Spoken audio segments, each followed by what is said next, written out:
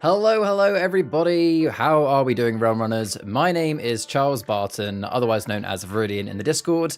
I am the Achroma Community Coordinator, and I'm here with you for the Achroma weekly stream, 4th of June, 2023. I hope you're all doing well. Welcome in. So let's start by having a look at the question that I asked you guys that were nice and here early for the stream, and let's have a little discussion, shall we? So the question that you guys have been answering in the chat was if there was a sixth realm, what do you think it would be like? So we've got the Spiritoplanum, which is all the fairies and pixies. We've got Dracoplanum, which is the dragons. We've got Salem Planum, which is the witches and wizards. We've got Norsoplanum, which is the trolls. And we've got the fifth realm, which is Earth, Terraplanum. Let's see what you guys have put. Firstly, welcome in Python and Lord Maiden into the stream. Hope you guys are doing well. Welcome in Sarah. Welcome in Fairy Bread. Tora says, day 7 billion of me asking for the Hog Rider card. One day, buddy. Fairy Bread says, day 2 of asking Viridian to make a new Discord channel, the Anti-Copper Joss Alliance, and making me the head of it. Maybe one day.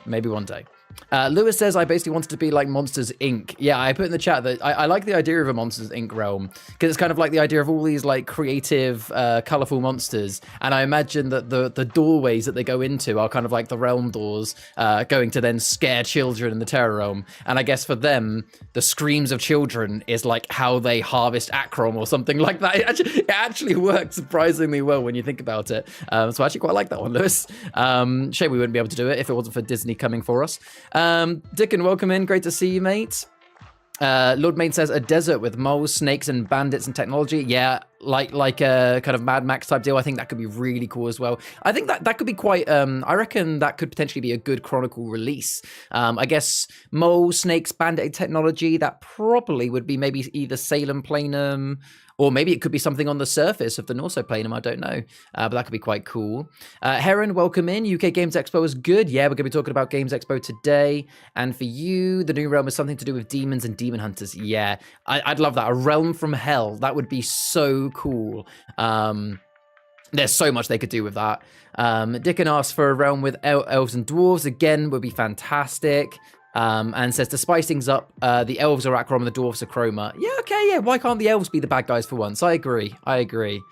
And yeah, in Fairy Bread's one, Fairy Bread wants a Fairy Bread realm with loads of Acrom goodness, with me, Hen, as in Fairy Bread, Hen, and everyone in the Anti-Copper Joss Alliance. Brilliant. Lovely. What else have I missed? And Hen said, yeah, isn't Terror Realm the 6th realm, but no, it's the 5th. But Henry's tired. Henry's tired. Welcome in, Wolf. Great to see you, buddy. Welcome in, Wes and Chill. Hey guys. There's a Terraplanum. Yes, the 5th realm is our realm. It's how it connects the 4 realms to our lore. Now, for some of the newer players might be thinking, is there not a release? You know, is there not a chronicle for our realm? No, we haven't brought out a chronicle for Terraplanum. Some of the Rise of the Realm Runners expansion, the Realmless cards, some of those are humans, but we haven't brought out a chronicle for them. Hen says the 6th Planum would be full of Greek demigods and monsters. Oh, that would be very cool as well. Yeah, UK Games Expo was fantastic. Was lovely meeting the Achroma team. Very excited for what's coming up soon. Yes, there's so much in the pipeline. Wolf Zuntalis crew heading home now. Very nice. Enjoy your trip home. Welcome in Kitchen Table Games. Good to see you. And I love the realm of monster hunting, so Achroma hunters and Acrom tainted monsters. That could be quite cool. Yeah, very true. Awesome. Well, welcome everybody to the Achroma weekly stream. So for those that are new here, the schedule is, as you can see on the screen now. So for the first half an hour or so of the stream, we're going to be covering all of the Achroma news, events, and previews. For the second half an hour of the stream, give or take, we're going to be having a Realm Table community discussion where I'll be joined by 2 community guests today. And today, the topic we're going to be talking about, and I'll be encouraging you guys in stream to discuss with me, will be all around how do we think the current learning curve is for Achroma? You know, with all the expansions we've had, what do we think the current learning curve is like? And we're going to ask ourselves the question of what could we do better to help new players learn the game? So we'll discuss that a little bit later on in the Realm Table. And as always, we'll do the last sort of 15 to 30 minutes maximum of the stream doing a community showcase where I'll be showing all of the amazing artwork and creative ideas that everybody in the community has been creating this week. So with that being said, My name is Charles Barton. Welcome to the Achroma Weekly stream of 4th of June. Let's get started with the Achroma news. So, as I like to start all of the Achroma news with Kickstarter updates, and it's a bit of a short one. There are no Kickstarter updates, but I always like to mention, for those that don't know, we ran a Kickstarter earlier in the year, and although most of the items have been shipped, there are still a few items that are still being produced. Now, we have been working really, really hard on the next chronicle coming out, The Conjuring of Curdle Cove. More on that in a moment. So some of the items naturally have taken a bit of a backseat whilst we work on that. But I'm told that now that Curdle Cove is all but tied up in a neatly tied bow ready to go, we can actively keep working on some of the Kickstarter items that have not yet been shipped. So no Kickstarter updates this week, apart from the fact that, hey, everything is still rolling as quickly as possible. Lewis says, no Kickstarter updates. That's it. It's over. Shut it all down. Yeah, we're done. So yes, no Kickstarter updates. The next thing to talk about is the Curdle Cove pre-orders. Now, this isn't exactly massive news because this was announced last week, but it's just to mention that there is still 2 weeks left of the Conjuring of Curdle Cove pre-orders, as we are set to release them still on the 19th of June. So if you haven't already, definitely get your pre-orders in. So you can pre-order one first edition box, which contains 2 of the new 6 pallets. That is for £28. Now, for pre-ordering, you do get some bonuses. If you pre-order just one box, you'll get a copy of the Conjuring of Curdle Cove promo card, which is limited to 1,200 copies. And you also will get 2 of the beautiful postcard-sized posters. If you go for the full £80 collection, you will get 3 of those white boxes in a lovely Curdle Cove sleeve, as you can see on the stream there. You will get 1 copy of each of the new decks. Essentially, you will have all of the cards. There will be no other cards you need to buy for that realm. You've got them all. And if you do pre-order the full Conjuring of Curdle Cove first edition collection, not only will you still get the promo card, but rather than 2, you'll get, I believe that's 16, if I counted correctly the other week, 4, 5, 6, 7...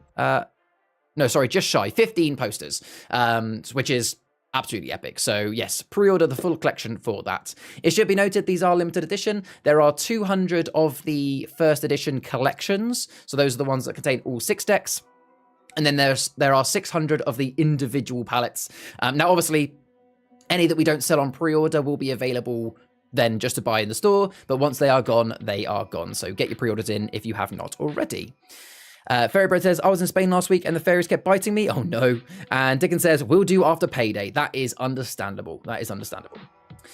So the next bit of news is around the Achroma YouTube channel. So for those that haven't seen, we have been trialing a new thing, which is we had some feedback that although people are really enjoying these weekly news live streams, and we also now do the Achroma cast. For those that don't know what the Achroma cast is, those watching live with me on YouTube, the audio part of this stream goes live a couple of days later on Spotify, Google Podcasts, Amazon Music, Apple Music. So if you miss the live stream and maybe you're driving and you just want to hear all of the news in a podcast style format, it is on there. But we had feedback that people still wanted to be able to get the news some weeks, but they didn't always have, an hour and a bit to listen. So what we are doing is one day after the live stream has happened, we are releasing a YouTube short that is kind of a news recap in 60 seconds. It literally just does the headlines, as it were, for those that just want a quick catch up.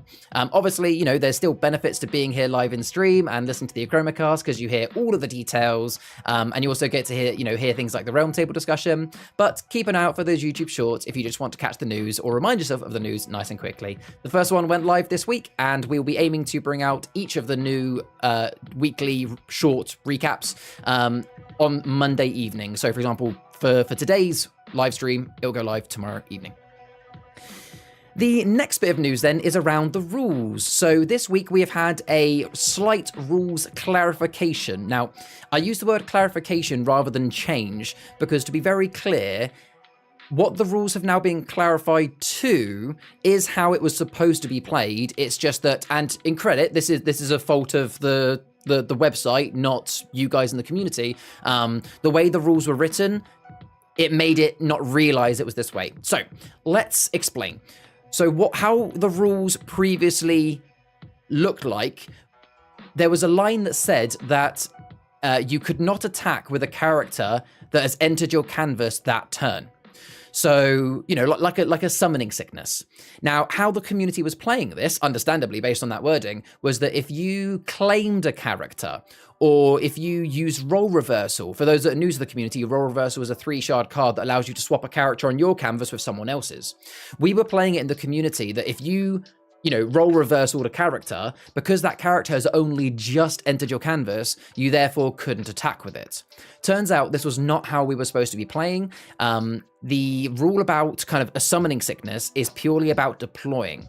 So the way the rules have now been changed too, and you can see this now actively on the website under how to play, is that it clearly now states that a character cannot attack on the turn that it has been deployed to a canvas.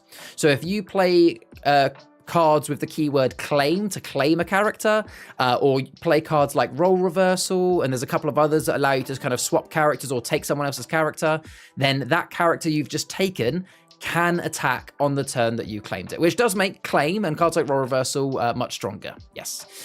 So we, moving forward, we recommend you guys playing in this way. For new players, it shouldn't have come to any changes because, for those that picked up the game this week, that's what the rules already state. But for those that have been playing the game for a while, just wanted you to be aware of that update.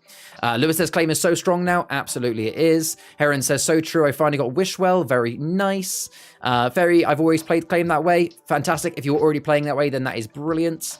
Wes and Jill, lovely. If you were playing that way anyway, then that's fantastic. In which case, ignore the last 2 minutes. Nothing has changed. And it's why I wanted to be clear. It was just a clarification more than change. I will myself put my hand up and say I was playing it the wrong way as well. It happens. So yes, that is the rules clarification. If there's any questions on that, then let me know in stream or on any of our social medias. The next bit of news is around we've had an app update. So for those that don't know, because some people might be watching this and not actually played Achroma, we have an Achroma companion app that is free to download through the App Store. There is free stuff on there, like the Achroma adventure game, which came out last week. But what we're talking about today is that there was a update that came out on Friday. So if you haven't already, make sure to go to your App Store if it doesn't do it automatically and make sure you're on the latest update. The two things that you can expect to see from this update are, one, we've added a host of new achievements, some of which are progressive. So you like how many wins you get and it will kind of keep upgrading. And we've got some really nice new icons for the achievements, which have been designed by our resident artist, Marco. So well done, Marco. Those, they look really, really pretty. So you can literally go check that out right now. For those that have got the app, all you need to do is click on your profile at the bottom of the screen and you'll see the new achievements there once you have updated. On top of that, there has also been some back-end fixes to the app. We are aware of an ongoing issue where there was issues with people scanning their cards. There were some cards that just weren't scanning full stop. On some people's phones, the scanning just wasn't working at all. There was a host of issues around scanning. The team have worked really hard yesterday. The team have worked really hard in the latter half of this week, considering how much has been going on. And as part of that update, we have released some fixes. Now, we're expecting that there's still going to be a few little bits here and there. So to be very clear, if anybody is having any issues now with scanning their cards in, please do not hesitate to contact us. The best place to do this is the Achroma app channel in our Discord, which is linked down below. If you just let us know your friend code and what the issue is, we can look into it for you. And if there's more recurring issues, our dev team will be on top of it to try and fix it. And all we can do in the meantime is apologize for any issues it caused in the meantime, but it should be much better. What else have we got in the chat? Sarah, you taught us all the wrong way. Yeah, you can blame me, Sarah. That is perfectly fine. Fairy says proof that Achroma knowledge is superior. Very nice. The ghost is very cute. Yeah, one of the achievement symbols is a ghost. It is very cute. And Ferry says, when do we get the Realm Runner avatars? Lewis has already answered in the chat there that yes, Jack said they should be this week. So yes, for those that are waiting to play Achroma Heroes with the Realm Runners, they should be hopefully this week if we can get it all sorted. But yeah, hopefully very soon. Lovely. So that is the updates for the app. The next bit of news is the UK Games Expo. So we spoke a little bit about it earlier in the stream, but yes, this weekend, most of the team were down at UK, I say down, it should be up actually, to the UK Games Expo in Birmingham. Now, I personally was only there for the Saturday. I went there actually for personal reasons, but I did stop at the Achroma store and I was helping out for an hour. So if you were at UK Games Expo, you might have seen me there for around lunchtime where I was helping out, but otherwise you'd have seen some of the amazing team members that were there helping out. Now, from what I saw when I was there on Saturday and what I've been told of Friday and Sunday, it was a absolutely bloomin' brilliant event. I mean, like the event as a whole was fantastic as always. Lots of people, amazing stalls, loads of tournaments and competitions and stuff. But the Achroma stand specifically, it was amazing. It was just super busy all 3 days. Loads of people interested and asking loads of amazing questions and getting involved. The team worked super hard. Like they were literally back to back to back explaining to people how the game worked. You could see the guy in the green shirt there is sat down where we had playtesting going on. There was pretty much always somebody there teaching the game. The team worked unbelievably hard. So congratulations and well done to all of the team that were at UK Games Expo. They worked their absolute butts off and it was well worth it because we did get a new Realm Runner record. Obviously, we can't disclose exact figures and stuff because that's a little bit unprofessional, but I can say that this was our most successful event. To be very clear, we've been to UK Games Expo last year, we've been to Comic-Con this year and Comic-Cons last year, we've done many events around the country, and this one blew it all out of the water. The success of this event for Achroma was amazing, which is good news for everybody because what this means is Achroma is growing. Now, I know that there's many people that are in the stream today or have joined our Discord recently or could be watching this back that has joined us from UK Games Expo. So from myself and the rest of the team, welcome to the community. It is a pleasure to have you here and we are very, very grateful that you joined us at UK Games Expo. But yeah, absolutely amazing event. Again, massive thank you to the team that were there because you guys did amazing and what a brilliant weekend it was. And already we've seen loads of people in the Discord that are new, so it's a pleasure to have you all in. Kitchen Table Game says, I enjoyed a demo on Saturday. Fantastic. I'm glad you enjoyed it. Do you mind me asking if you picked up some cards, Kitchen, which realm or which sets did you go for? Heron, Chris broke the van Friday night. Well, he didn't break the van; it broke down. They had a really long drive up, and then yeah, they finished the day, went to drive to the hotel, and the van wouldn't turn over. Bless him. Didn't get a game in with them. Yeah, me too. I brought some of my cards down because I was going to play a game or two, but they were so busy I didn't get a chance, understandably. Sounds like he broke it. No, it's not Chris's fault. It's not Chris's fault. But yeah, it was a really fantastic event. So again, thank you to everybody that was there.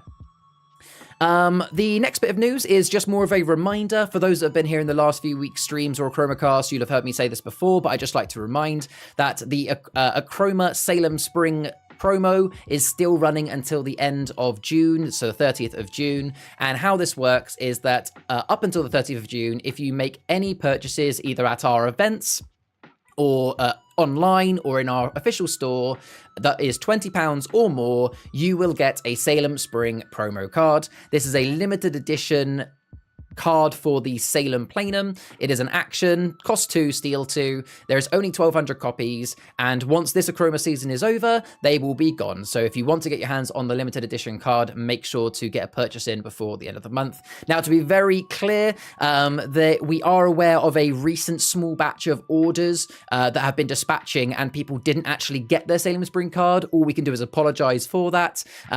It shouldn't happen moving forward. If you were one of those that made an order in the last week or so and did not get a Salem Spring promo card, please get in touch with either myself, Viridian, or Sheriff of Nothing, or Chillman in the Discord, and we will make sure that one gets sent out to you as you are owed it.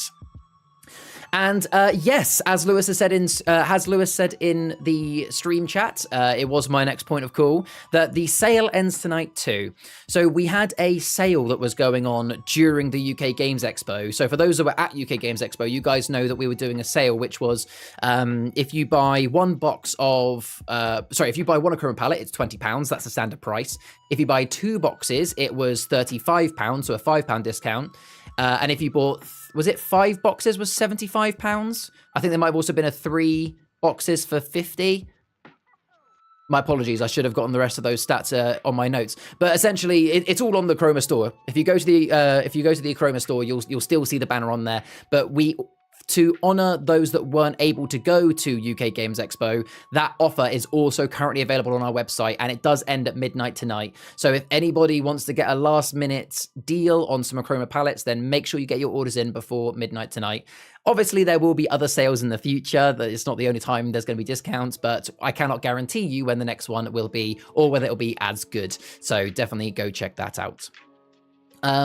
So Kitchen Table said, I grabbed Curse of Curdle and Draco Temple. Very good choices. Curse of Curdle is one of the best realms out there, really, because it has the keyword claim. So it's basically a case of, oh, you've got a really good deck, have you? I'll claim that. Thank you very much. It's now our deck. And Siege Draco Temple is my personal favorite. The artwork is amazing. I just love all the dragons, and got some really fun playstyles. So good choice. And your friend grabbed one of the Troll starter decks, and I second that. I forget. That's okay. Yeah. So I was right. Yeah. 2 for 35, 3 for 50, 5 for 75. Lovely. Thank you, Weiss, and thank you, Lewis. So yes, that is the news. Moving on to the events. So we do have a couple of events that are around the corner. On Saturday, the 10th of June at 12:30, there is the Hidden Gem Achroma tournament. For those that don't know, Hidden Gem is one of the Achroma stockists, and it's actually run by a lovely guy called Henry, who is also part of the Realm Runner Studios team who designed the TTRPG. But that aside, at his cafe down in Poole, Hidden Gem is down in Poole. You can see the address on the flyer there. There is an Achroma tournament happening this Saturday, the 10th of June at 12:30 p.m. I will be there. It's going to be fun. I'm actually going to be taking part. Should be a laugh. As you can see, prizes include Achroma cards and some sweet treats. There'll be promo cards, the Salem Spring one for those that are able to attend. It is £2 if you book in advance and £4 on the door. Now, I probably should check with Hen first because it's not through the official Achroma website. Hen, if you're still currently in the stream, can you let me know how you would like the ladies, gents of the Achroma community to actually buy the tickets? Do you have is there a website or a link or a Facebook, anything like that? Or do they have to come into the store to buy it in advance? But anyway, the point being is that there is an Achroma tournament this Saturday, Hidden Gem down in Poole. Hopefully some of you guys can come and make it. New and existing players are welcome, albeit keep in mind that custom palettes are allowed. I believe the tournament will be going through the same rules as our usual tournaments. If you go to our website, Achroma.cards, there's a tab for resources, and under resources you can see a link for grand tournament rules, so it'll be following the same rules as that in case you want to have a little look. I think it's in store or message Hen on Discord. There we go. Thank you guys. So yeah, either message Hen on Discord or come into the store to get your advanced ticket. Fairy Bread, my mum says I can't go, being a child so annoying. It's understandable. I mean, your mum's more than welcome to come if she wants to, but it is also, I appreciate it. I am Bish. I have all the Draco in the Unlimited and all the Wishwell in first edition. Very nice. Very nice. Did you get some of those yesterday? You got some of those yesterday, didn't you, Bish? If I remember seeing right in Discord. I know, I should have used the other poster. I know, I should have done, Lewis. I'm sorry. Kitchen, you played Draco in the demo and loved it. Oh, that's brilliant. Yeah, so I got into Achroma in Comic-Con last year, and the first game that I ever played was Draco 2. Weston Chill says, interesting ruling question. If you restrain a character via a location like Silent Thicket, where it moves a creature to your canvas, it moves the creature to the location on your canvas. If you erase the location, does the creature return to the original canvas or stay? It goes to the original canvas. So when a character gets unrestrained, it goes back to its original owner's canvas, not your own, unfortunately. Cool. Looking forward to tournaments in the Midlands. Yeah, I'm hoping that we're hopefully going to get another tournament in Bash, in Boards and Swords Hobbies in Derby. I think we're hoping to get another one of those planned very soon. Python says, I can't go to this one. Spent all my money on card and don't have money for train tickets. That's understandable. That is understandable. Wolf, you're going to be there. Fantastic. Lovely. And the next bit of the next event on the same sort of flavor is we have the Spring Grand Tournament. So this is the official Achroma Grand Tournament. This is on Saturday, the 24th of June, so 2 weekends later. And it is going to be at the Achroma store down in Poole. So again, it is down in Poole. I appreciate for those that are higher up in the country, that's not ideal. We are looking to get some more tournaments made up further higher up in the country. But the Grand Tournament will always be at the Achroma store in Poole. As stated, again, a free promo card for everyone that attends. There's going to be loads of prizes for, I believe, the top 8 people, as we did last time. It is paid entry, so make sure you get your tickets online now. The link is down below if you want to buy your tickets. You can get them at the door, but we do have limited spaces due to the size of the building. So if you don't get it online and you come to the door on the day and there's not a space, then we will have to turn you away. But yes, and it's also a bit cheaper if you do it online as well, so make sure you get your tickets. And I did mention a moment ago, but if you want to see some of the rules of how the tournament works, as it has changed slightly since our last tournament, again, go to achroma.cards, click on the resources tab at the top, and go to the grand tournament rules to have a read. Wes says, I want to scratch up on the rules fully and judge events one day like I do. Oh, that'd be awesome. Yeah, we especially when we have tournaments running further north, we'll always need volunteers. I want to go to the hidden gem one so much, but I can't. That's a shame, but there will always be other ones, Ferry. There'll always be other ones. Yes, it's cheaper in advance as well. So yeah, please come down to the Grand Tournament. If you want to see details about how the Grand Tournament ran last time, if you are on the Achroma YouTube channel, if you scroll down some of our videos, I don't think it was that long ago. Let me just double check now, because I can literally just look at my PC now. How long ago was it? It was the 6 videos ago. You can see Achroma March Grand Tournament 2023. If you want to go and watch how the previous tournament went and see some highlights of the last games of that, definitely go check that out as well. Cool.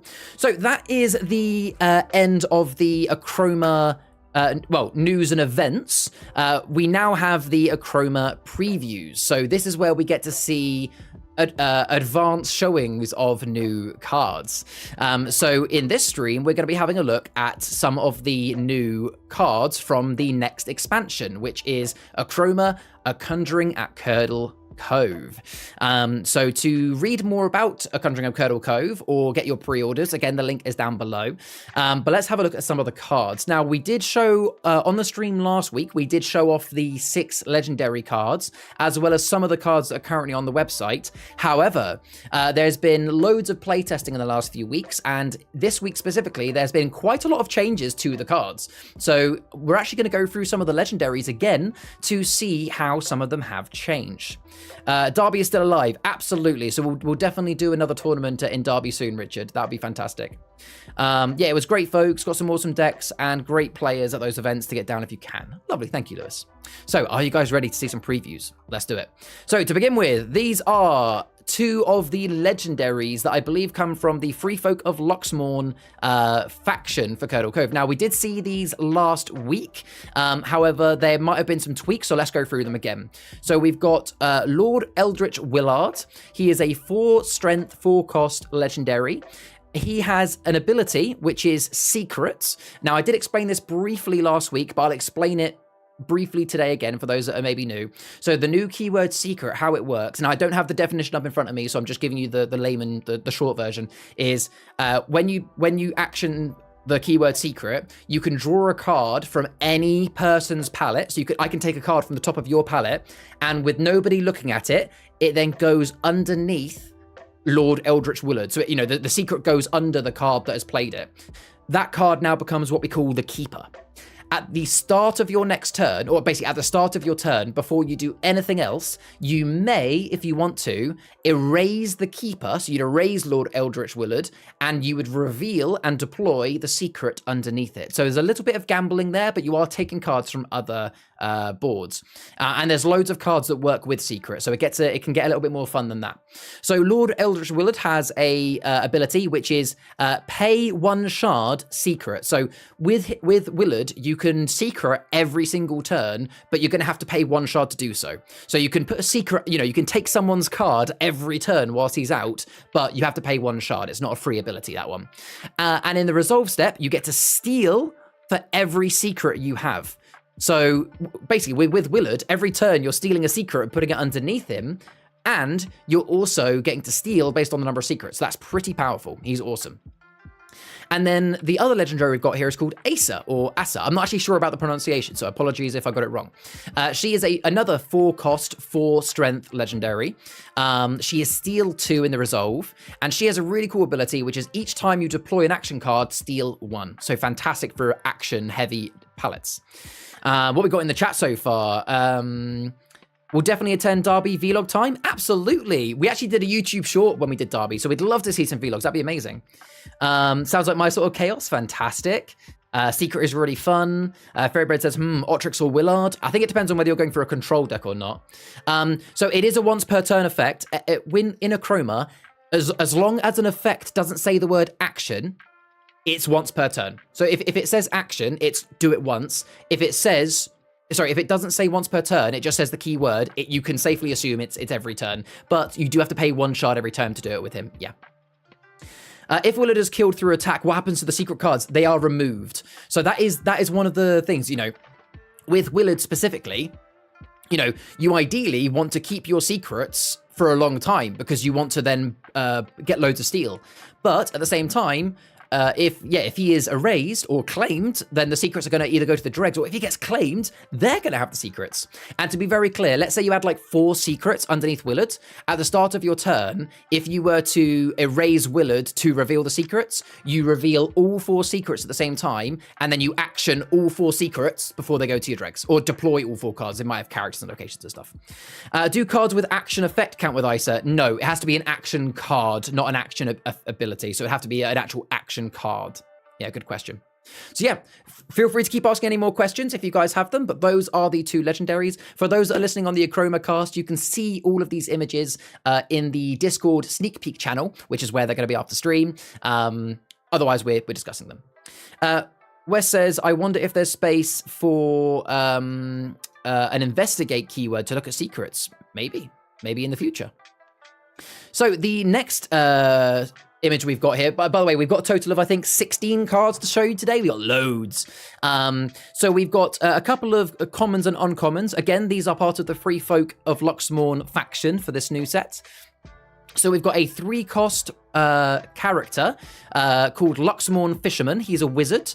He is +2 in the resolve, and he has action secret. So when you play him, you can do 1 secret, and then that's it. He's just a 3-cost +2 character, but that's actually quite good resolve for a 3-cost. And then on the right-hand side, we've got Willard Family Crypt. Very, very... Look at the artwork on that card, man. That's so beautiful. It is a 4-cost location, steal 1 in the resolve, and it has an ability. When you reveal a secret and erase its keeper, you may pay 2 shards to place its keeper here as a secret. So effectively, how you might potentially combo those 2 cards, right? Hear me out, folks. You might play Lord Eldritch Willard, spend 2 or 3 turns paying to put secrets underneath him. Let's say he now has 4 secrets underneath him. Then later on, you could reveal... You could erase Willard to reveal those and deploy those 4 secrets, but spend 2 shards to put Willard underneath the crypt as a secret, and then on your next turn, you could then erase the crypt to redeploy Willard. So it works as almost like a temporary hold on a character. It's really cool, really cool. The art style is amazing. Yeah, for those that don't know, the artist, we have several artists to do our cards, but the one that's done these cards is Matt Vince, who has worked on things like the Mario movie. He's amazing. Very kind of Studio Ghibli style. Wes says, I need to do some deck building with Salem and new stuff. Absolutely. Secret pairs very well with Green Raven. You're absolutely right, Lewis and Heron. Yeah, very true. I want to see a trap card that allows you to use a card from your hand as a secret. Or you might potentially. Who knows?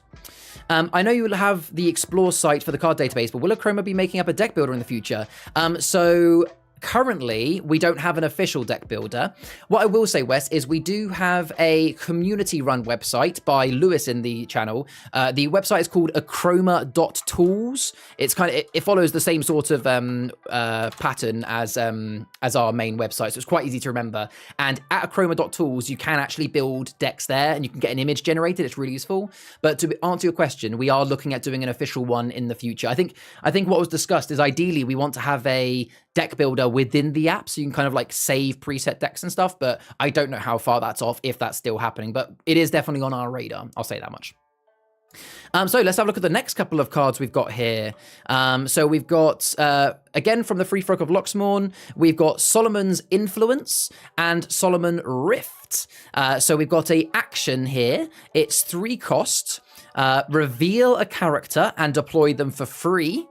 Choose another player to reveal a character. they must either pay to deploy them or discard them. So this is a really, really interesting card. So you get to reveal a character and deploy them for free. So ideally, you're hoping to reveal a really strong character to get the worth out of that 3 cost. But at the same time, there is also the expense of you have to choose another player. They get to reveal a character, but they have to play them. Sorry, they have to pay to deploy them or discard them. And actually, as Lewis just said in chat, that's a really good point. You want to play this and choose a player that is on very, very low shards. So therefore, they can't play that character, and therefore it has to go to their dregs. They don't get to trade it. So yes, that's a very good point, Lewis. That's a cool card.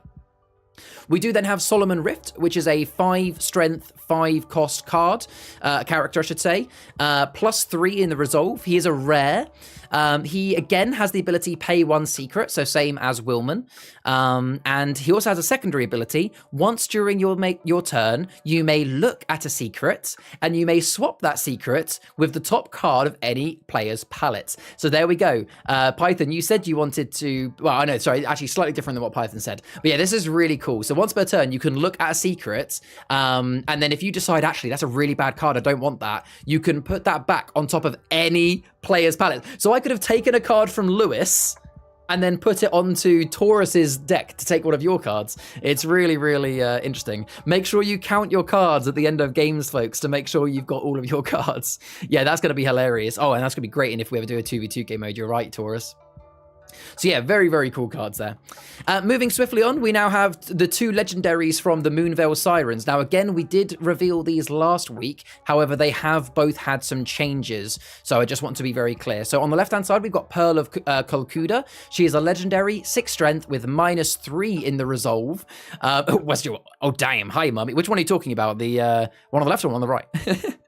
Now, the one on the left, Pearl of Kolkuda, she's 6 strength, 6 shards, -3 in the resolve, and she has an action. Choose 1 coloured shard, and then you can curse all cards with the chosen shard. You may then erase a curse card. So again, I did explain it last week, but for those that are maybe new to the game, let me explain very briefly what the new keyword curse does. The way curse works is that if you curse a card, you tap it, so therefore turn it sideways.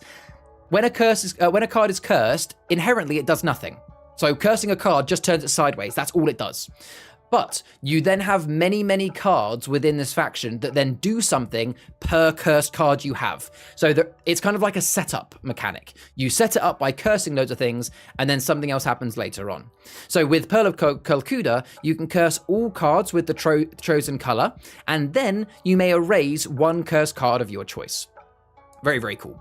On the right-hand side, you've got Eldorus of Kolkuda. She is a 3-cost legendary, 2 steel, so she's very, very cheap, but there's a reason for her being cheap.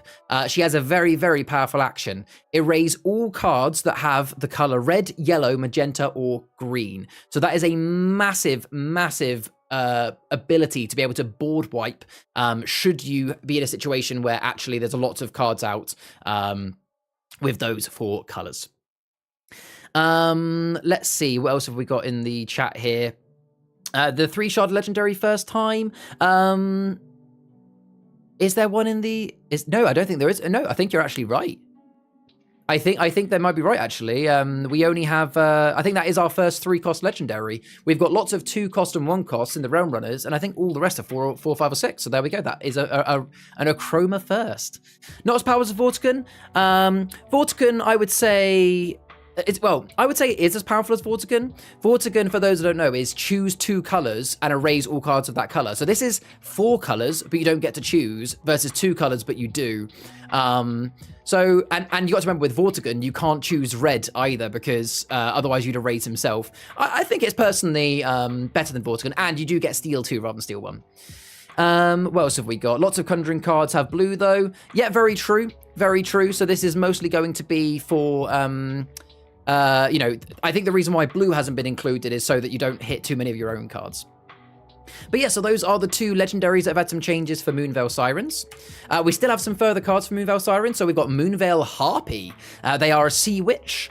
They are a 2-strength, 2-cost character with no resolve. However, as an action, you get to -1 for each cursed card on all canvases. So that is really huge for if you've managed to curse loads of cards, you could suddenly get, you know, like a massive 10 to 20 drain. You could basically one-shot a player if you've managed to get loads of cursed cards out first. So that's huge.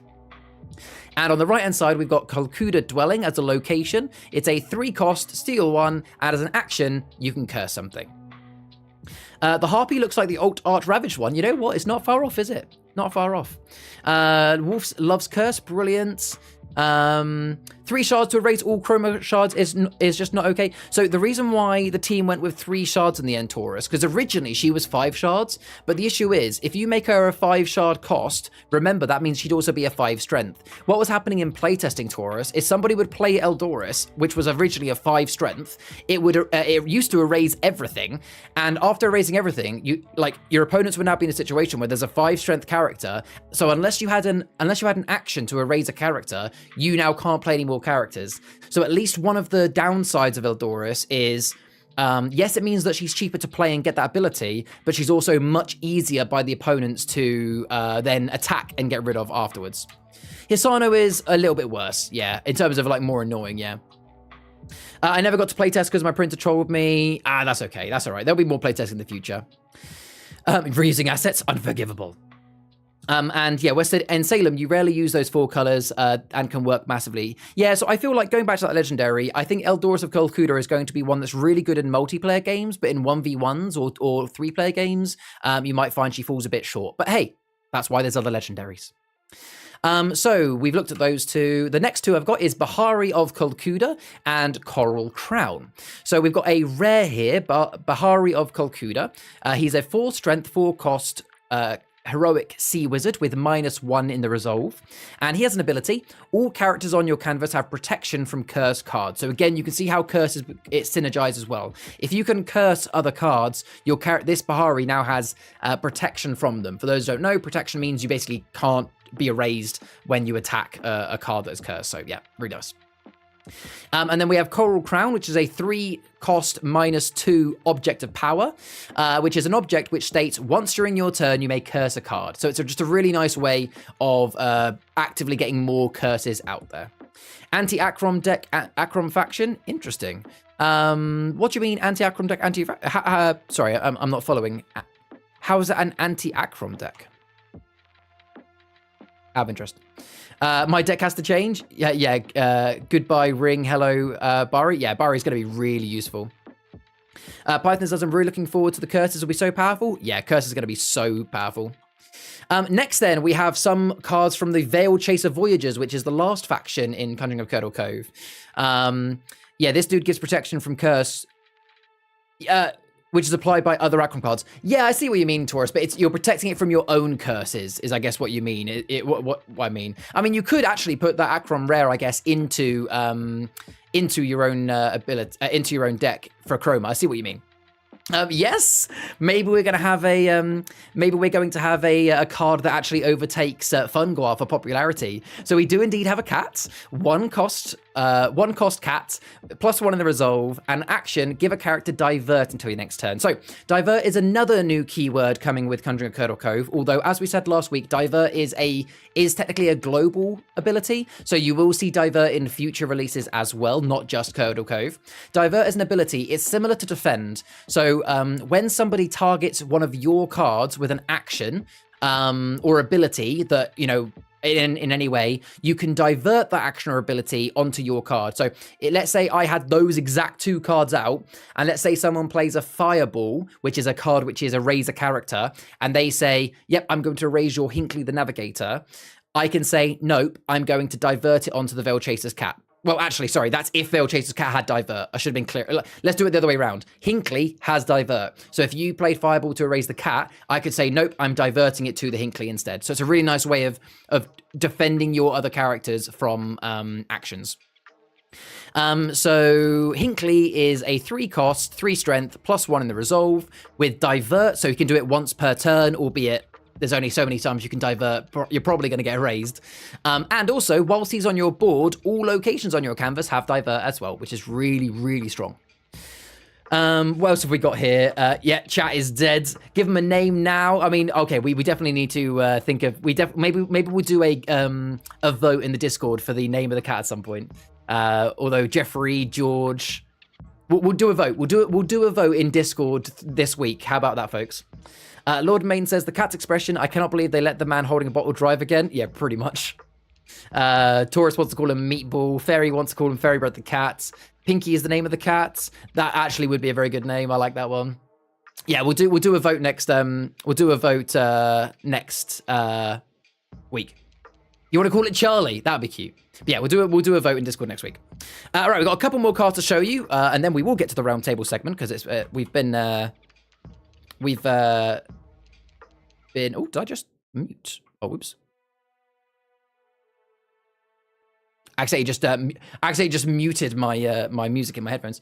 But yes, on to the next couple of cards. So we've got Kelby Notna, First Mate. So she is a rare card for this faction. She is 3 strength, 3 cost, +1 in the resolve. She has the keyword divert, so you can divert actions that are negative onto her.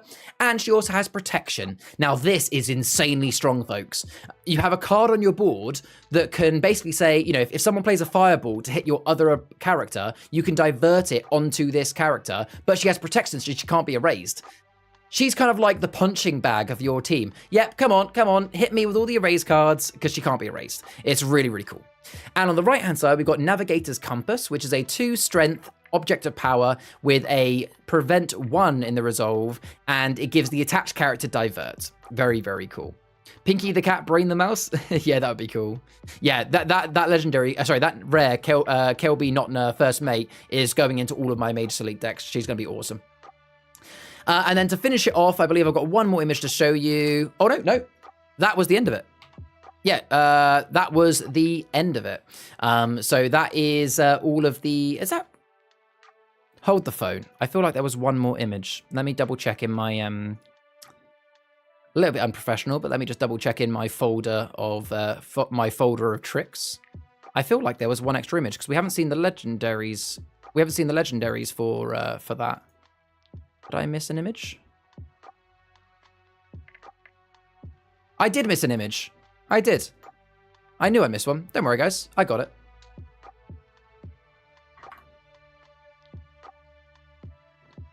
So many images, I forgot one. There we go.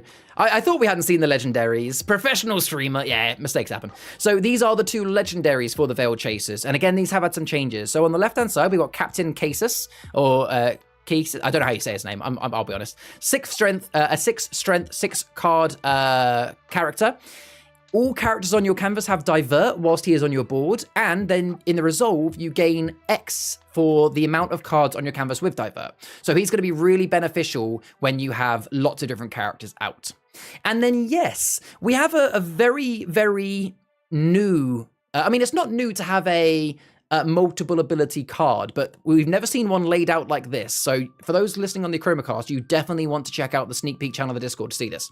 So we've got the Veil Chaser. It's a 6 cost location, which has a natural +2. Now, it has an ability. Once during your turn, you may choose one of the following. You can either pay 1 shard, and you give a character divert until your next turn. Or you could pay 2 shards to instantly gain 5. Now, that's not part of the resolve, so you could, during your deploy step, pay 2 shards to gain 5. It's kind of like almost like an abundance of quintessence every turn legendary if you need to. And it basically makes the card in total a +5 that turn, you could argue. Or you can pay 3 shards and your characters cannot be attacked until your next turn.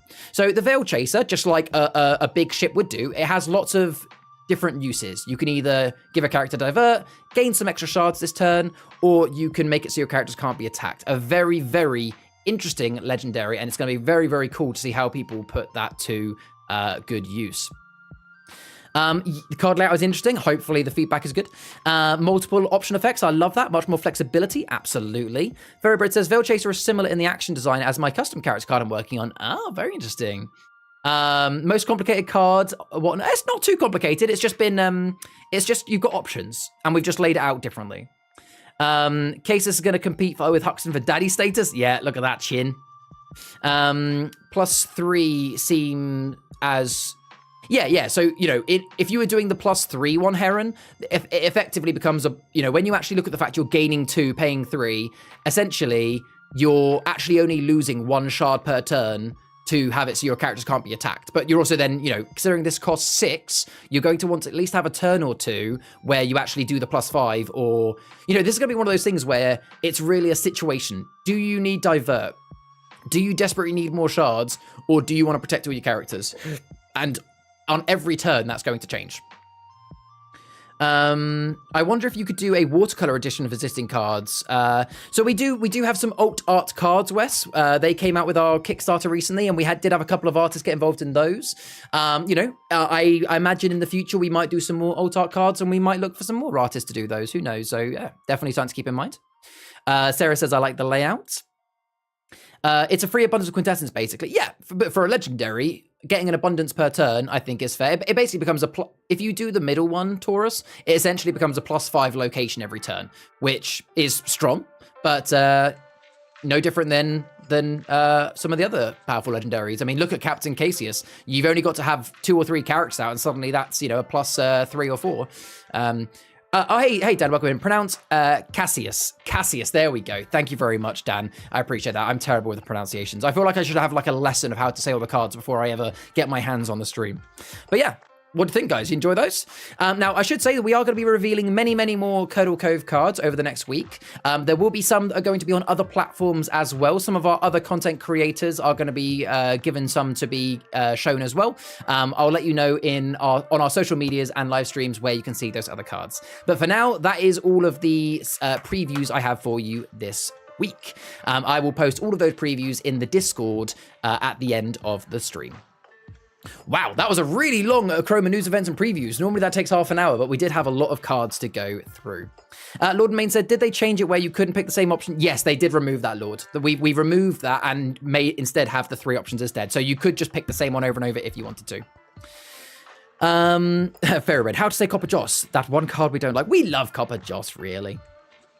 All right then, folks, so the next part of the stream is a really interesting part. So we've got the Realm Table community discussion. So what's going to happen is I'm about to get a couple of guests on the stream with me, and we're going to have a little chat about a particular topic. So the topic that we're going to be discussing this week is going to be, where did I go? There it is. So the topic we're going to be discussing is, how are new players finding the learning curve of Achroma, and what else can we potentially do to help them? So when we get into the Realm Table segment in a moment, folks, I want you guys in chat to be engaging in conversation as well. Although I'm going to be talking to our 2 guests, I would like you guys to get involved, and I'll periodically read out your comments as well. But in the meantime, may I introduce our 2 guests today. We have got Dickon and we have got Dave, otherwise known as Nutritious in the Discord. Welcome in, folks. How are you doing? I'm doing well. And how about yourself, Dave? You right? Yep, doing. So, what was the question? Yeah, I'm doing. I was just saying, can we hear Dave, or can you say hello again for me, Dave? Hello, can you hear me? Yes, we can hear you now. Might have been a little bit of a connection, but it's all good. Welcome in, both of you. Pleasure to have you on stream today. So, Dickon and Nutritious are both community members. So let's get started by kind of introducing who you are, and considering that the whole point of today's. Actually, no. Firstly, I want to know: have you guys played any Achroma games this week, and how have they been? So, Dickon, have you played any games this week? Yes, I have actually had a game this week. This week I had a game with one of my fellow Achroma players at work. There's quite a community of us building up there. Mm-hmm. We'll get it eventually. It ended up being quite the epic battle. I was playing my updated Lakringi deck. It has a lot of synergy gained. Mm-hmm. So a lot of shield walls, lots of trolls, boost, Gisel, sash, you name it. Yep. My opponent was playing a Cultist Alliance. Okay. So that's another very character heavy one. So how did it find, it must have been lots of attacks. Oh yeah, I mean, he had a lot of locations built into his, so he ended up building up basically Monopoly and had loads of things, but he kept my locations all quite down, and I kept his down because trolls are generally 3 and 4 strength compared to the occultists 1 and 2s.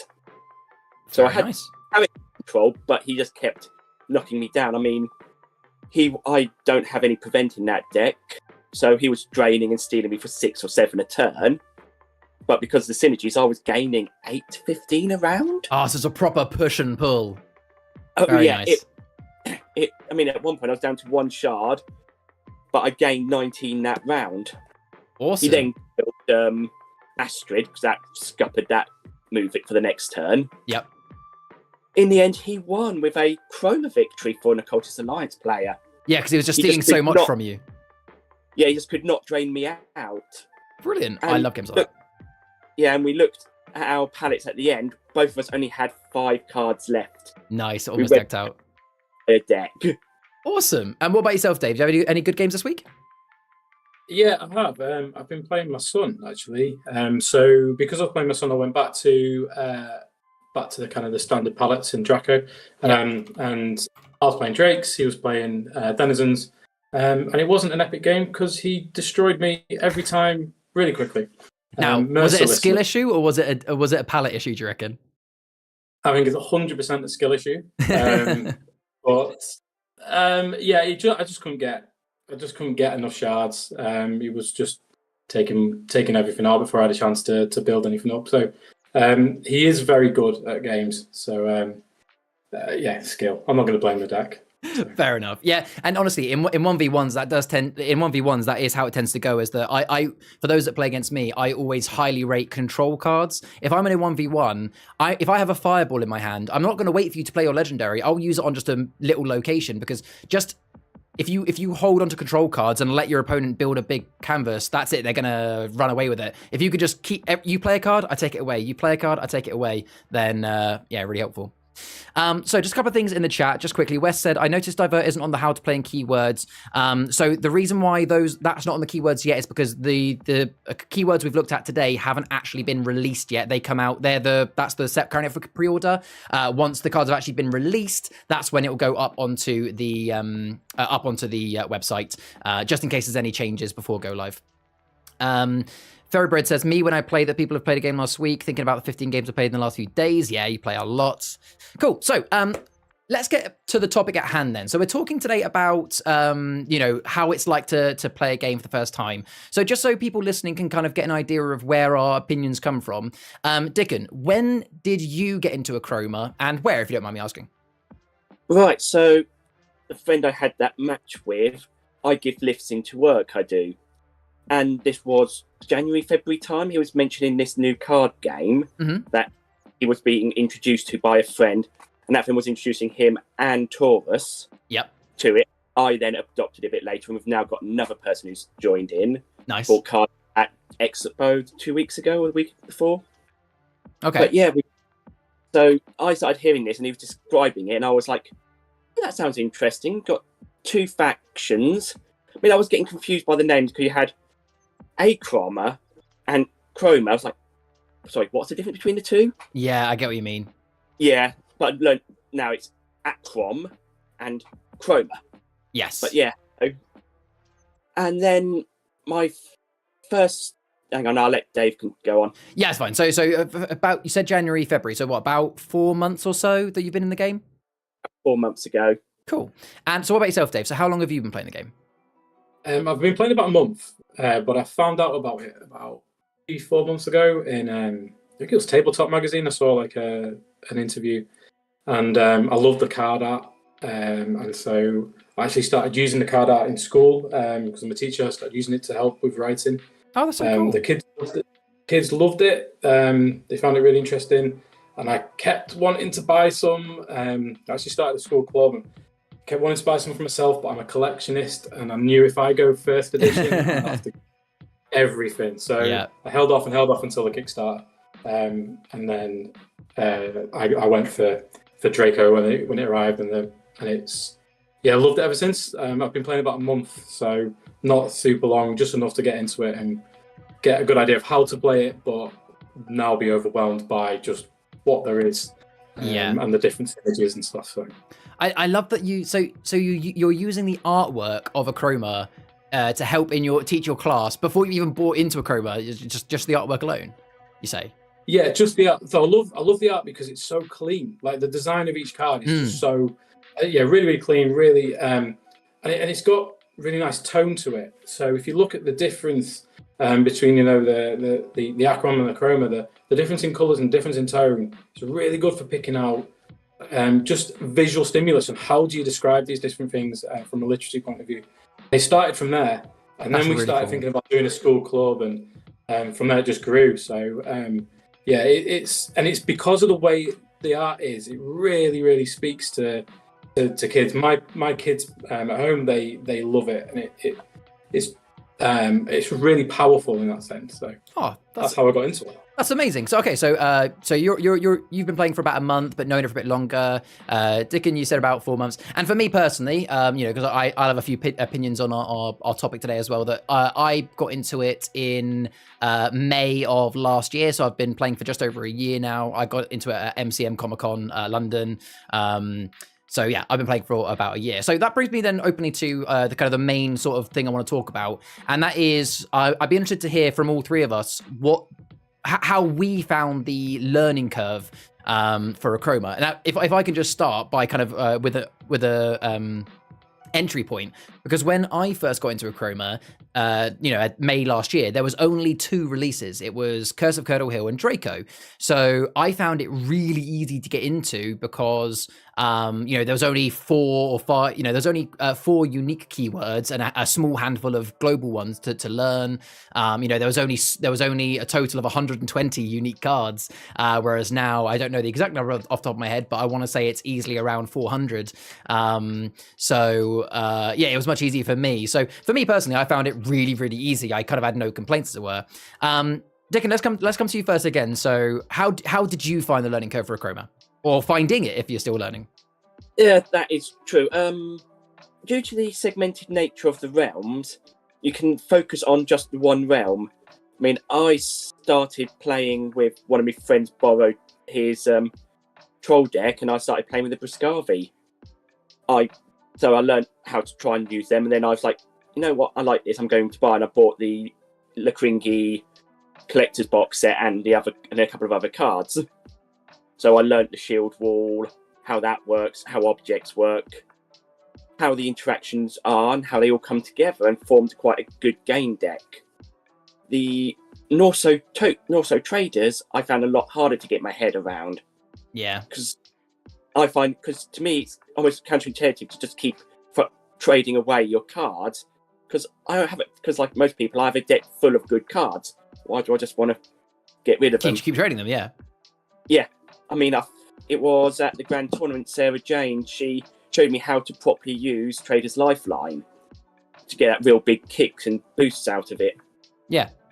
No, that's fair. And you bring up a really good point there that I guess, for me personally, when I see new people come into the community, I worry that they, if a new player joined the community today and jumped on Discord and played a game with me, they're going to see a lot of cards from a lot of different realms. But I guess actually, if you're playing within your friend group, you're probably going to be playing, within the same realm or within just a couple of realms. You might not have the expansion card. So I guess you're right that if you kind of learn realm by realm, actually, it's a really nice way of introducing it to you slowly. Very nice. What about yourself, Dave? How did you find the learning curve? Yeah, well, I can speak for myself, and I can also speak for my 12-year-old and my 9-year-old who play it with me. So I found it really easy to learn, like genuinely really easy, and because of what Dickon said, the fact it's got different realms means that you're focusing on one set of cards. You're building decks on that one set of cards. You're not having to worry too much about these other 3 realms and what they have, unless you're actually playing the game. So the beginning bit, actually just learning how to play, was really quite straightforward, really quick. And the fact that I didn't actually teach my 2, they just saw that I had them. They went online, asked me to go online and show them the rules. I showed them where the rules were. They read it themselves and they started playing each other. Mm-hmm. And they learned it themselves, and then beat me straight away. Wow. So if they're able to pick it up and play it that quickly, then I think it speaks to how easy it is to get into from a start point. The difficulty seems to come from that jumping from there, which is where I am now, to the next step, which is trying to expand out and build decks that stand a chance against yourselves who've got more experience, you know. But again, you know, and you can answer this question really honestly. You know, now that you said you learned the base game, as it were, within one realm, you know, relatively easily. Do you find the scope of how many other cards you haven't learnt yet, other keywords you haven't learnt yet, scary or overwhelming? Or do you find that because you have a good base game knowledge, that if anything, it's the other side? Does it find more exciting that you now actually like, oh, I get to learn all these cards? Being honest. Just speaking for myself, I think it just depends on the type of person you are. So for me, I find it overwhelming because I know that I could jump on a Discord game and sort of hold my own in terms of what you do when, but having an idea of what someone else's deck is going to bring out, try to predict. Just make, how do you know? And therefore, how do I potentially counter it? So it's that worry about just getting steamrolled for 50 games. Which is all part of the fun, I suppose. But I do think other people will just see that as a challenge and see that as an interest. Yeah. That scope of loads of cards, they'll be like, yeah, that's brilliant. That's what I want to get into and learn about. What about yourself, Ticken, on that comment? Fine with all of us. I mean, all my friends were playing Curse of Curdle Hill and Siege of Draco Temple. Me being the odd person I usually am, I was like, I'm going for the one that nobody else really has got. So I started on the Trolls, and then I got the Fairies. Nice. And only recently got Curdle Hill. Still haven't got the dragon, so sorry there to the dragon. That's all right. But as we would I was going against different realms, the regular comment being, oh, can I have a quick look at that? And I'll read the card, and slowly by my friends seeing them play, I really understood how other realms worked. Yeah. How other factions worked. Okay. So let's see what the chat's saying about all of this. Let's read out some of the chat comments, because you guys have been nice and busy in chat.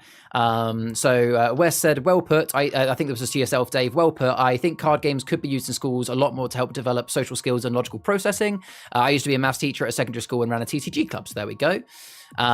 Kitchen also says, yeah, the artwork is a great pull into the game. Let's see what else we got here.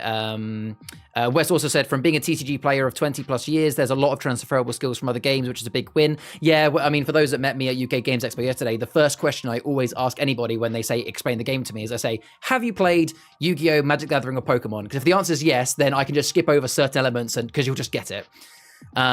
Lewis also said, yeah, I played both Magic and Pokemon competitive levels, so it may pick it up very easily.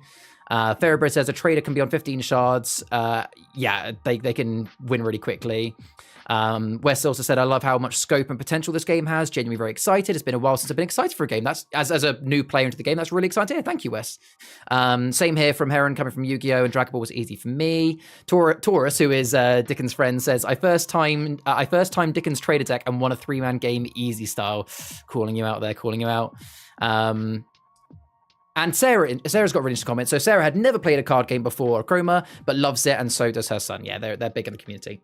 So, I was just going to say, the not having played a card game before, my two picked up really quickly. I think it shows just how strong a game it is in terms of that introduction into it. They had never played Magic, they'd never played Pokemon, Yu-Gi-Oh!, and they almost straight away picked it up. Now, they have played loads of other board games, they're very big on board games, so they have that kind of basic principle of how they work.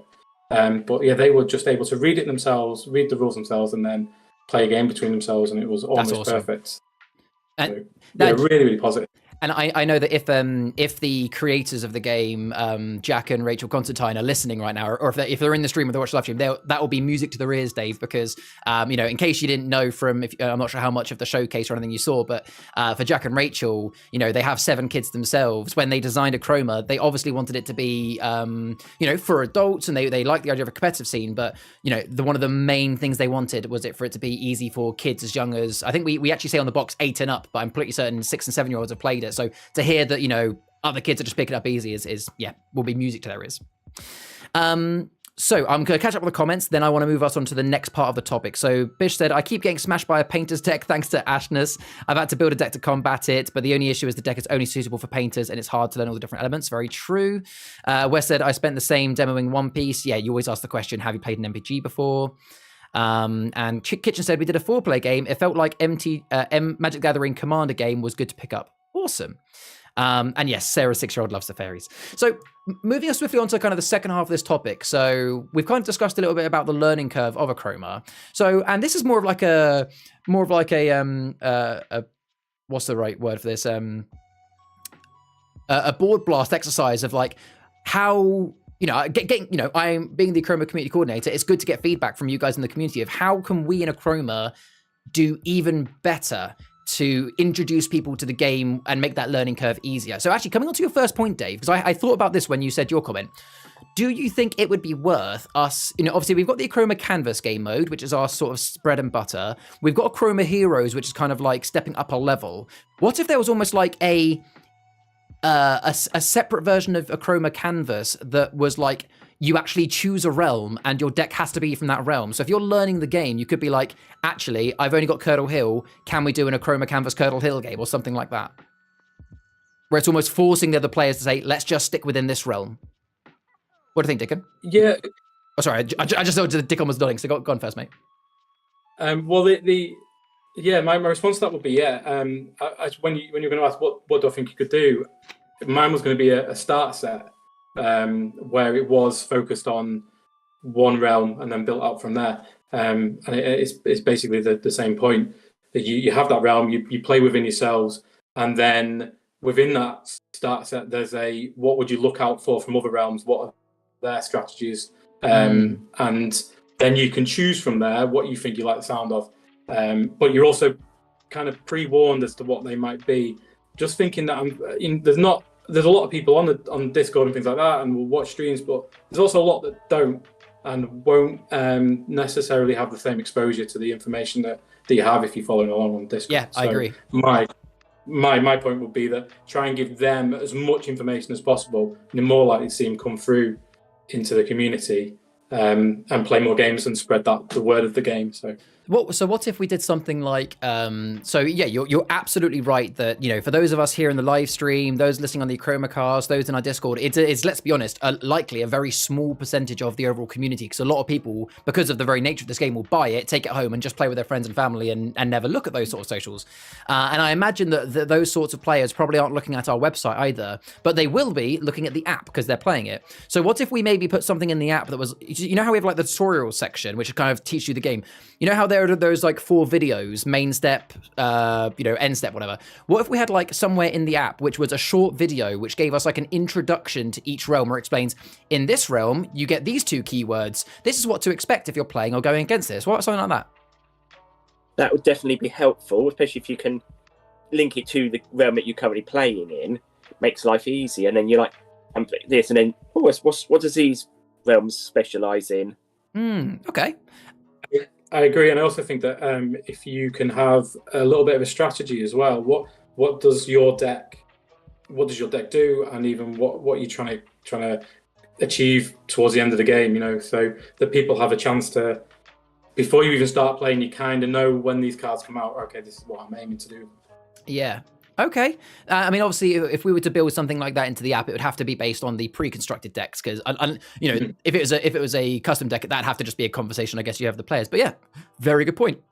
So we'll come to you Dickon, because obviously that was a point coming from our previous conversation. So I asked both Dickon and Dave before the stream to have a think about what changes or what things could we do to make the learning curve easier. So Dickon, did you have any ideas yourself of what we could do? Well, a good example of something you've already done is your YouTube short videos. I watched them to understand how Splat and Squish work. It explained it nice and easy and little cartoon animatics on it. So that was really useful. I just need to have a section on the YouTube section to go, again, link, and maybe have those videos linked into the app. Yeah, putting those videos into the app would be a very good idea. Yeah. Yep. Looking further forward, probably what we're going to need to have is a keyword database that you search by realm and chapter, and see what keywords you are facing in this chapter. I think it's better to phrase it that way now than realm.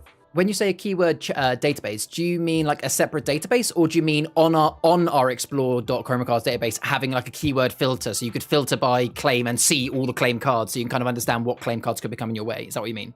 Yeah. Oh, that's it. That's not quite what I meant, but okay, that's a really good idea, that extra filter. But yeah, it's just sort of because if you're gonna, let's say we've got end up with 40 keywords eventually, yeah, probably. You give somebody that list, they're going to go. So if they can then filter it down to what the cards that they've got, then it makes it easier for them to find what it is and then understand. Yeah. Oh, absolutely. I agree. That is a fantastic idea. Just on a good point as well, in case anybody is now thinking of it. So with the whole kind of like keywords thing. So yes, so the intention is we bring out 2 or 3 new keywords with every chronicle. And to be very clear, the reason why we've chosen to do that, because we all jokes aside, that does mean we might have like 40 keywords in the future. But some people might say, oh, should we maybe stop making keywords and just reuse the ones we've got? But considering that you can mix between chronicles of the same realm. So this, for example, for those who don't know, there is Curse of Curdle Hill in the Salem Planum, and the next chronicle to be released is Curdle Cove, which is also within the Salem Planum. You are going to be able to mix your cards between those 2 realms. So if in Curdle Cove, if rather than bringing out Secret, Divert, and Curse, if we just did more Claim and Restrain, what would end up happening is after a few chronicle releases, people could make a custom deck where just every card is Claim, and it just becomes overpowered, and that's when you get that power creep. So it's kind of a double-edged sword between, do we go with lots of keywords, but at least every keyword is contained within a realm that we could potentially say, hey, you're just playing Curdle Hill, you're just doing Salem, whatever. But yeah, very good point again. So what about yourself, Dave? What do you think Achroma could be doing better to help with the learning curve?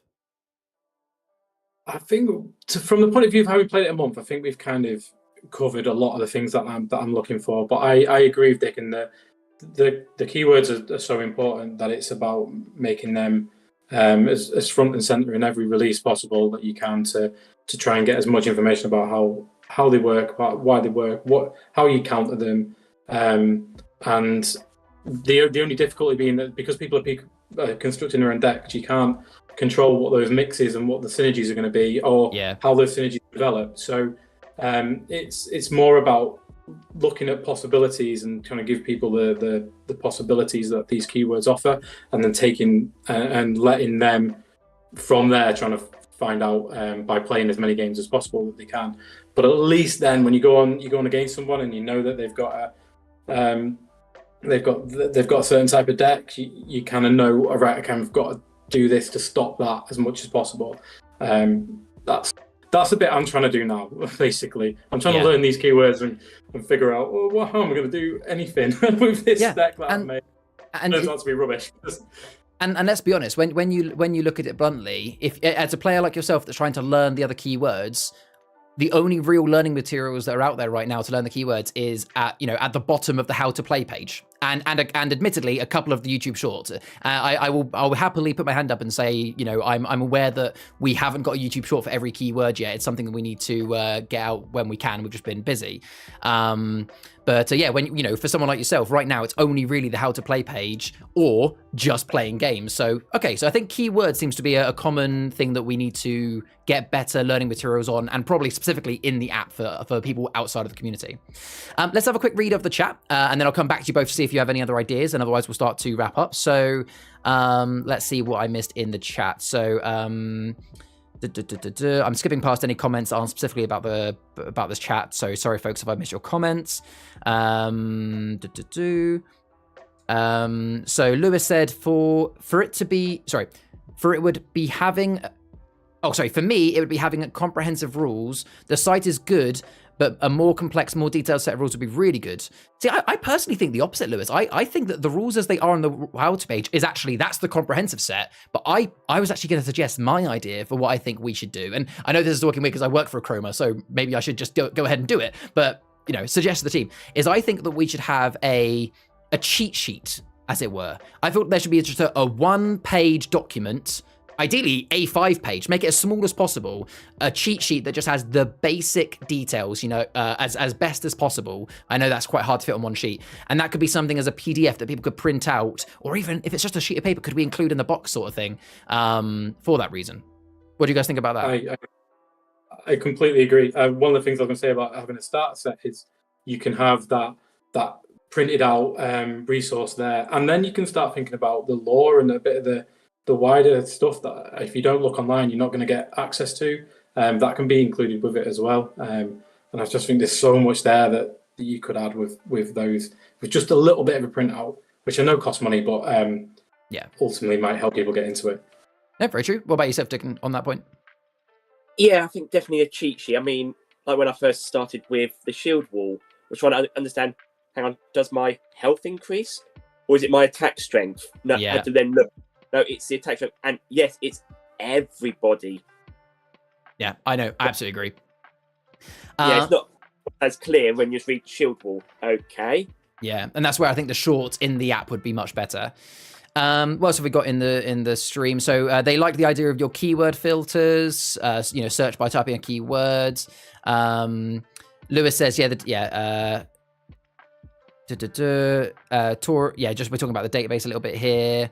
Wes also said, if you are to go and do competitive play, I think you'll need a formal comprehensive rules, including gameplay and phase definitions, but a short cheat sheet is also good. So what we do actually have, Wes, it's something actually only came out in this week. So on our website, we do have under resources now a place for grand tournament rules. And although it's not been shown publicly yet, we are working on a document that we send out to anybody running tournaments, which has comprehensive rules of how to run a tournament. But otherwise, the how to play page of our website is sort of the comprehensive, this is how you play. Like, it's quite detailed. But yeah, I think we need a shorter version of it. Kitchen says having the turn order card in the starter boxes would be good. Yeah, no, that's fair. I'm pretty certain there's turn order on the boxes. On the unlimited edition boxes, I think the turn order is on those, but I appreciate you might always have the box to hand. And I believe in the first edition sets, you should have had a turn order single card, albeit I appreciate some of them are now outdated because they say attack step and deploy step rather than main step. So coming back to you guys then, kind of open discussion. Is there any other ways that you think Achroma could do things differently that you had to talk about at all? Well, I mean, one of those little things like cheat sheets. Yeah. This is what I printed off for the update to all the cards, the ones I have. Yeah. Those being Spartan, that's all the Kringy updates. Okay. So that double check. Hang on, what's the wording? Because my wording's now on the card, not what's now official. Yeah. So I this off, I did. And I think as well, I'm not sure how easy this would be. So for those that don't understand Dickens' reference there, so for those that have bought first edition sets of any of our first 4 Chronicles, some of those cards, and I mean literally, I think it was only a total of, I want to say it was 6 cards that had wording changes, and then there were there were another 6 to 10 that got changed to heroic, so a smaller change. But there were some cards that physically were changed. Now, if you have an unlimited edition version of the card, then that's fine. You've got the newer edition print. But for those who have the first edition, yeah, you do technically have to look at the database to be able to see what your cards change to. And to be fair, if you're not playing in a tournament, it doesn't really matter if you play by the old version.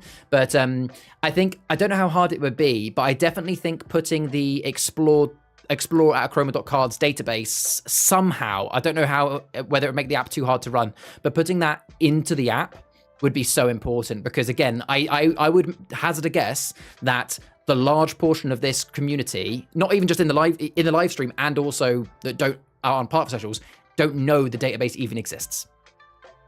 So therefore don't see the cards. Would you agree? It's probable, yeah. I mean, I check it regularly. I've been looking it up to work out strategies for new decks. Very nice. The database is how I got into it, really, because it's how I started looking at the cards. But I do agree that that's just fortune that I knew it was there. Yeah. So it's, and also how, if you're really new to the game and you look at our database, there's a bit of like, you just got cards. It kind of doesn't really tell you much unless you know what you're looking for, or you know how to use it. So those people really early into it aren't going to get much out of that unless they have an intention to go into it and find out the information they're looking for. Yeah. No, absolutely. So let's see what chat is saying, and then we'll wrap it up nicely, because that's been roughly about half an hour. Wes said, I see a proper comp rules should be in similar style of legal documents, so that if ruling is given during a big event, it protects the rulings even. And if whenever we get it available, we're happy to have people review it. In terms of comp and floor rules, especially defined penalties, I'm pretty certain that document does, but I haven't seen it in full yet. This says, hang on, does that mean Shield Wall does give attack power as well as defense? No, so it's only as attack power, Bish. So with Shield Wall, if I had a character with Shield Wall 2 and Dickon attacks into my character, I do 2 extra damage back. It doesn't give you any extra defense or strength. If your character is worth 4 shards, if we're talking Civ of Lakringi, Civ with 2 Shield Wall, it's still a 4 shard card, you would still be erased if you got attacked by 4 strength, but you would do 2 extra damage, so 6 back. So yeah, shield. For instance, Say again, sorry. Take out a legendary, a 6 attacks you. You can kill that legendary 6 as well. Yeah. I think the shield always supposed to be a deterrent to being attacked, not it's not going to save you, but it's no one in a multiplayer game, people won't attack into you. Because it's going to really, really hurt. Yes, absolutely.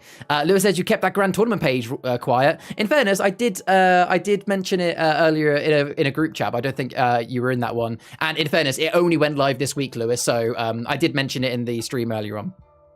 Python also says, I think the rules page should be easy to explore. Maybe have a sidebar with links to different sections. Oh yeah, maybe like one of those floating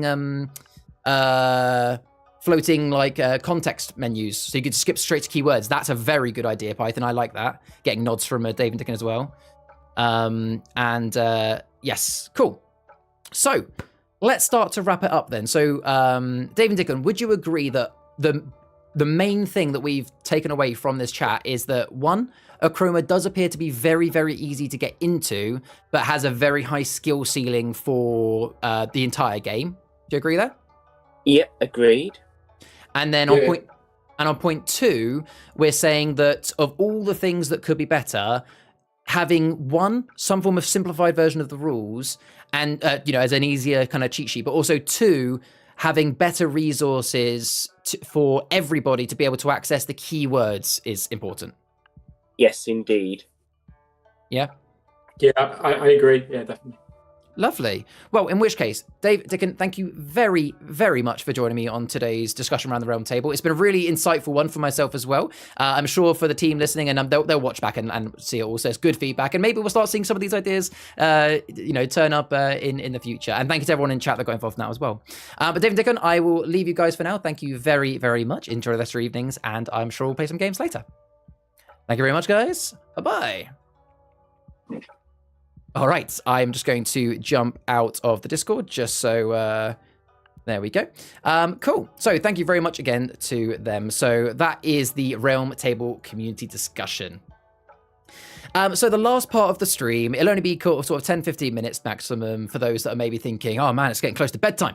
Well, maybe it's quite early, but is the community showcase. So we always like to end the stream by, we've spoken a lot about Achroma, we've spoken a lot about what we're doing. We like to shine the light on you guys in the community and see all of the amazing things you guys have done. So firstly, I just want to mention that we've gained 18 new members to our Discord this week. I imagine that's mostly because of Comic-Con last week and UK Games Expo. If you are one of those 18 people that's joined, welcome in. Absolute pleasure to have you in and hope you're doing well. We are now a grand total of 486 members. We only need 14 more to get to 500, and then we can start our journey to becoming a Discord partner. So hopefully that won't be too long. Yeah, let's have a look at some of the Achroma community content.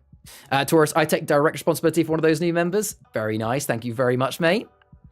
To begin with, I haven't got any images for this, but the first thing I wanted to mention is that Lewis in the Discord has made a really, really cool community content channel in the Discord. So in the Discord, underneath the section for mobile adventure, there is a channel called Community Adventure.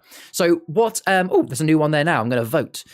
So what Lewis is doing is he's doing a community run of the Achroma adventure game for Curse of Curdle Hill, where each day, every day, he's missed a day or two, but that's just because he's busy. But he tries to post daily with here's the next selection, and using the Professor Fungoir bot, we all get to vote on what happens next. So, for example, you can all do this right now. You can all do this in the stream. If you go to the Discord, if you're in it, go to a community adventure, and currently we need to decide. We know that we need to basically decide: do we pick up the relic or do we leave the cave? I'm personally going to vote for picking up the relic because I want the sword. But yes, you can go there now and you can vote for A or B, what you want to do. So it's a really, really creative way to play the adventure game. So thank you very much, Lewis, for creating that. And guys, please get involved. It's really, really cool. Heron says, if anyone's up for a few games after the stream at the Premier Inn at New Street in Birmingham in the bar area, also you can get hold of me in Discord. Just look up my name. Very nice. Yeah, for those at UK Games Expo, that's a nice thing, Heron. So the next bit of fan art then is we've got loads and loads of artwork that has been submitted this week. So sometimes we get people doing kind of like, basically fan art for Achroma, and this week we've had an absolute abundance of it. It's been amazing. So let me show you guys some of the amazing artwork that we have had submitted this week. I just realized that I hadn't saved one, so I was just getting that saved. So the first one I want to show has been made by Milkshake. I'll have to zoom in a little bit to this one because it's a bit small. So this is a card that Milkshake made called Tsunami. It's a heroic action. It's from Salum Planum. It's 6 cost and it erases all locations and characters. So it's kind of like an advanced Samir Smash. Now, I do believe they said that this should be a rare card, but they just weren't able to actually add the gold border. A massive tsunami comes rushing in over Curdle Hill and all the surrounding towns, erasing everything in its path. Love the artwork on this one. I believe that he did some AI generation for this one, which is awesome. And yeah, that just looks incredible. And I like the idea of a card. Always good to have some good wipe cards. So thank you very much to Milkshake that submitted this one. Join the occultist, guys, please. The adventure game is cool. Absolutely. Tora says Luke already is a Von Rithro player. Eric is going to be your fairies and also Von Rithro. Very nice. Fairy bread, I'll try and draw something or finish off my character this week. Awesome. Wait, you already have a generator. Ignore me. What for? Not for cards, if that's what you mean. So the next bit of artwork. So now, all of the following pieces of art I'm about to show you have been drawn this week by a community member called Snake in a Hat.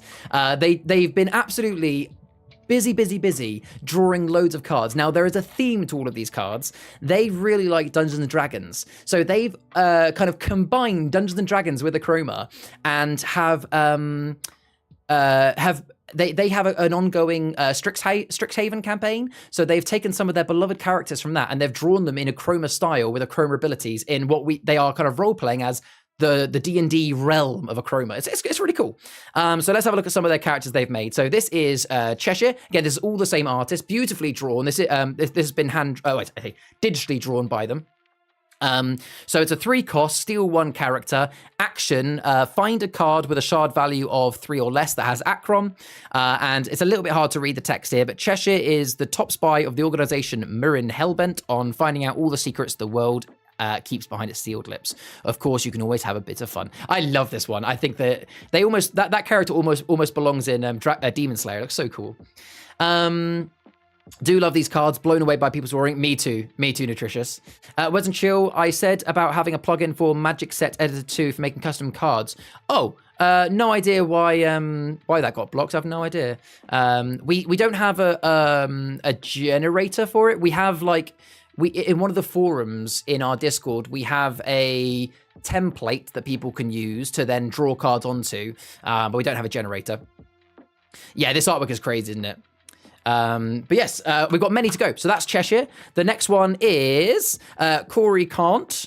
I'm going to say that with emphasis on the A because otherwise it could sound a bit naughty. So it's a 2 cost, 2 strength character with 2 resolve. It's a barbarian. Corey Can't, an athlete through and through, a beloved figure and friend of many, and wildly renowned as the ace player of the first year Silk Ball team. Is that? I have no idea what Silk Ball is, but I love it. Very, very pretty. That's a good one. I'm gonna go through these relatively quickly, not because I want to look at the art more, but we have a lot of them to get through. We've got, again, these are all from the same person, Snake in a Hat, who's in the stream. Yes, Silk Ball. Yeah, sick ball. So we've got Rooftop Sniper. I love this. I want this to be an alt art for Anna in Overwatch. I want this to be like Anna's brother. 2 strength, 2 cost, erase a character, another successful job for the Revolution's Manticore. I love that. I also like the fact you put the D&D thing in the top left. That's really cool. Oh, don't worry about the spelling mistakes. No one's looking at your spelling mistakes. The artwork is amazing. This is so cool, isn't it? Like, hey, I mean, if this is just me. This is not speaking for Romero Studios, but hey, if Wizards of the Coast ever wanted to do some form of like link up of a D&D realm and Achroma, it would be quite cool.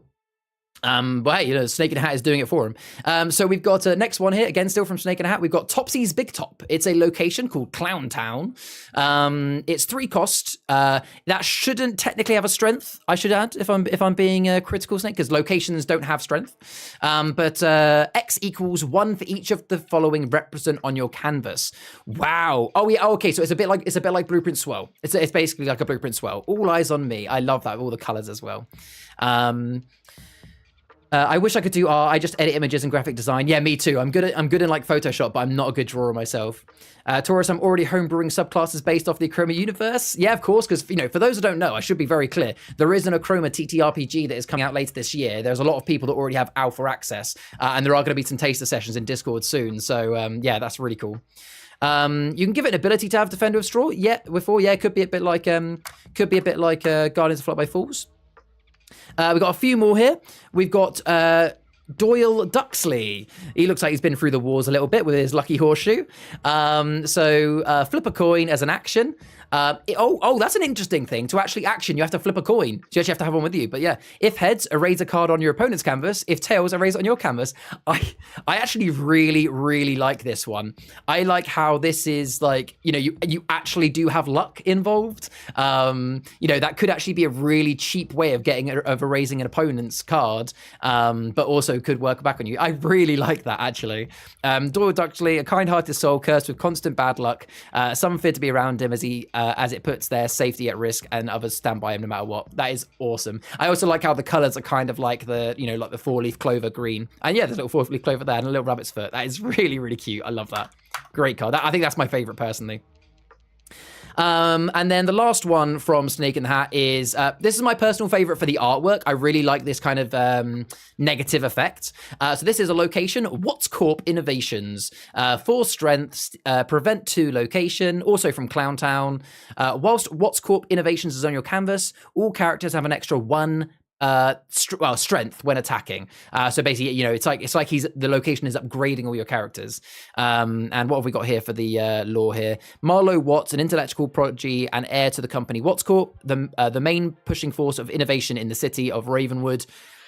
He joined the Bronze Hand to further his engineering prowess, but found himself using it in ways he couldn't imagine. It's so cool. It's really cool, isn't it? What we got you guys saying in chat. Damn, you guys are on it. Well played. Man's got that steel ball run vibe. I love that concept. We should add that into our games, yeah. And maybe a way of fixing luck could be a cool function. Yeah, very true. You love doing them all? I'm glad. They look amazing, buddy. Love the detail in the glass, the transparent. Yeah, very, very cool. Perhaps a traveling group of scammers for the new Norsa faction could make use of the RNG mechanics. Yeah, very true. Yeah, very, very cool. So yeah, massive props to you, Snake and Hat. Fantastic artwork. Really glad to show it all on stream today. And for anybody, whether you've done a drawing, it doesn't matter whether it's an amazing drawing or whether it's just a doodle on a napkin. If you write any short stories, if you create any music or sound effects, if you do anything creative, folks, and it has Achroma related, please post it in the Achroma Discord channel fan content. It's a forum. Not only can then the community go in, give it a heart and give it some comments, but we love showing it off on stream. And if you're a content creator for that matter, if you make any content like articles or YouTube videos, podcasts, then make sure you're making use of the creator content channel as well. And then the last little bit of the community segment of this part of the stream is I always like to pull up a couple of palettes and discuss them. So in our community Discord, there is a space called the Canvas Forum. And in here, people sometimes post custom palettes they've created, and we like to show off a couple on stream. So the first one I want to talk about is actually from our live stream guest today, Dickon. He created this Fall of Flutterby palette from the Spirit of Planum using some of the expansion cards. And the idea of this palette, I'm told, is supposed to be an anti-traders deck. It's supposed to be purely to go in against traders, and I can see what he's doing here. The idea is he's trying to play as many cards as possible that reduce the cost of colored shards so that traders have nothing to trade, basically. So you can see here that you've got Cornelius Who that makes 2 shards cheaper. You've got 2 matrons for cyan, 2 librarians for green, 2 splat teachers for yellow. You've got 2 water fountains for blue. You've got then Teacher's Lectern, which you can choose one. The only thing I'm not seeing in there actually is any lava fountains, but I imagine that's probably because he still wanted to make sure he left room for some decent characters, because he's still got to think about winning himself. So you've also got to have some good actions for control. But overall, I really like this deck. It's a bit of fun. Is it going to be the best deck in the world? No. Is it very much supposed to be against one particular type of this is going to be very good against Achroma decks or against traders. Against any Chroma deck, you're just going to be making things easier for them.